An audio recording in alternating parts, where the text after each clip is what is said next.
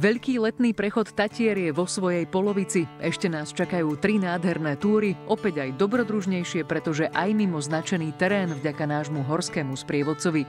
Po prechode z Kasprovho vrchu aj cez Koziu stráž alebo Končistú sme prvú etapu završili pri Slieskom dome. A práve z tohto bodu dnes pokračujeme.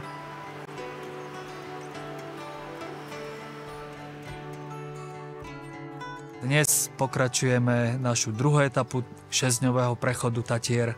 Pôjdeme Valickou dolinou na Poľský hrebeň, okolo Gulatého kopca, Kvetnicou, ktorá je teraz krásne rozkvitnutá, a dostaneme sa teda na hlavný hrebeň Vysokých Tatier, zostúpime do zamrznutého kotla, potom ešte nás čaká výstup na Prielom a odtiaľ zostúpime do Divej dolinky a na Svišťový štít. Dúfam, že nám počasie vydrží a že sa to podarí tak, ako to plánujeme.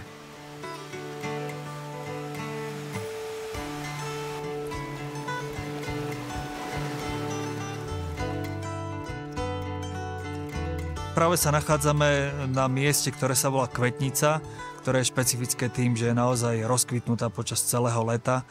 Po pravej strane je hrebeň, ktorý je ohraničený najvyšším vrcholom Bradavicou, a po ľavej strane cestou hore zase máme celý masív Gerlachovského štítu a z tohto miesta práve horskí vodcovia začínajú svoju púť na Gerlachovský štít. Veľkú časť našej trasy budeme chodiť po značkovaných turistických chodníkoch, ale keď zídeme z Prielomu, tak opustíme turistický chodník a pôjdeme Divou dolinkou na Svišťový štít, ktorý nie je bežnému turistovi dostupná trasa, teda bez horského vodca alebo horského sprievodcu.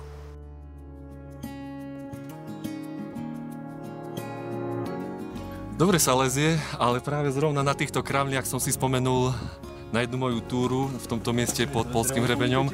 Ako jeden turista, nevhodne oblečený v rifliach, sa mu stala taká vec, že pri tomto výstupe kramlami si roztrhol rifle na takom nie veľmi dobrom mieste v rozkroku. Takže z toho plynie také ponaučenie, že správna výzbroj, výstroj a oblečenie do hôr za každým. Prišli sme do sedla, ktoré sa volá Poľský hrebeň. Častokrát si ľudia myslia, že je to hranica s Poľskom, ale nie je to pravda.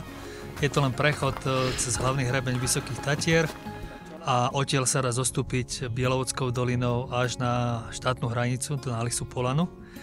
Tu sme v nadmorskej výške 2200 metrov. Troška nám začalo fúkať, ale nevadí, zostúpime dole, tam sa to troška upokojí a verím tomu, že na druhej strane to bude fajn. Z Poľského hrebeňa sa dá turisticky dostať na Východnú Vysokú, ktorá je turisticky značený chodník. Žltý chodník vedie na vrchol asi tak 3/4 hodinky. Ale potom tí takí zdatnejší turisti, ktorí naozaj majú aj dosť času a energie a skúsenosti, môžu zostúpiť dole až teda na hranicu, na Lisu Polanu. Trvá to odtiaľ asi nejaké 4-4,5 hodinky, ale je to naozaj krásna dolina, kde častokrát nestretnete nikoho, takže stojí to za to ísť na tú druhú stranu.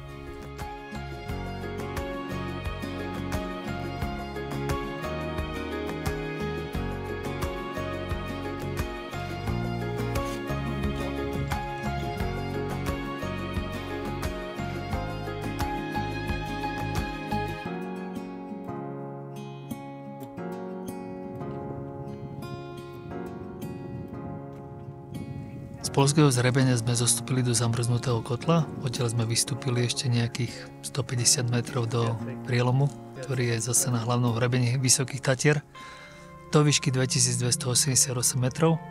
Odtiaľ sme trošičku zostúpili nižšie, lebo je tam dosť málo miesta, pomerne veľa ľudí, je to veľmi taký prechod, ktorý je zaujímavý a turisticky atraktívny.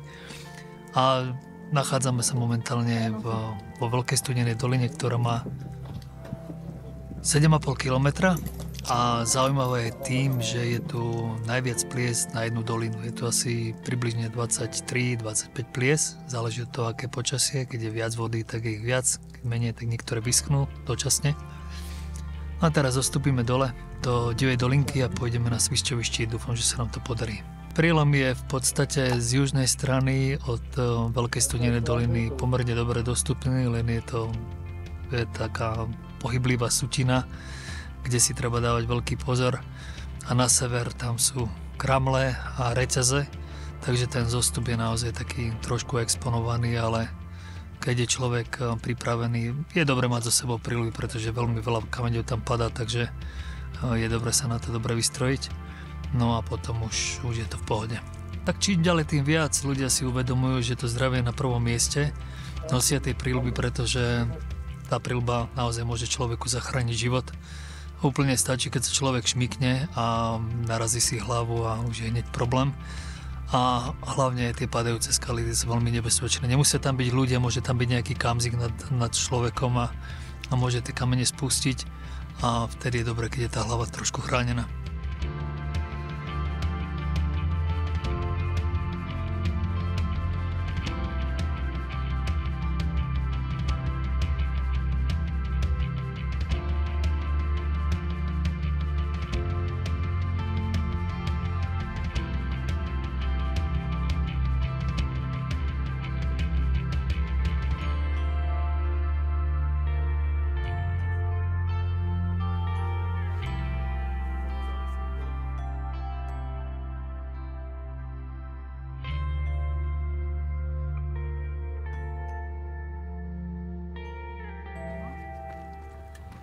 Na Svišťovom štíte sme už celé víkendom boli, v zimnom období a dokonca na lyžiach, ale myslím, že naozaj aj v tomto letnom čase má svoje obrovské čaro a má naozaj vynikajúcu polohu.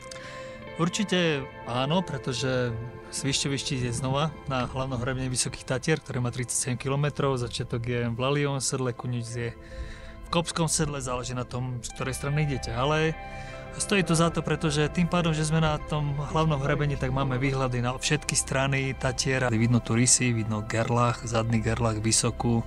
Na východnú časť vidno krásne celé Belánske Tatry, hlavne tú severnú časť. No a je tu naozaj čo obdivovať. A sú tam ďalej ešte ďalšie vysoké štíty, samozrejme, áno, ľadový, Lomnický, Pyšné. Áno. To je práve na tú východnú časť, takže ten ľadový, malý ľadový, široká väža, popod, ktorú pôjdeme zajtra, takže to nás bude čakať potom zajtra po raňajkách. Dovtedy ešte dosť veľa času, takže si tie Tatry napozeráme. Teším sa. Dúfam, že to počasie vydrží, že to bude fajn. A máme tu aj úžasné prírodné divadlo, pretože kým sme boli za hrebeňom, tak sme iba hromy počuli a netušili, ako sa búrka hýbe, ale za týchto okolností sme tu celkom pokojní teraz. No, tie súčasné technológie sú tak úžasné, že dokážu človeku, ktorý sa naozaj v tom vyzná, určiť, že kadiaľ sa pohybuje tá búrka, prípadne nejaká oblačnosť zvýšená a nejaký dážď. Takže skutočne teraz v tomto momente sme bezpečne na dobrom mieste a tie blesky nás a hromy budú obchádzať, teda aspoň dúfam, kým prídeme po chatu.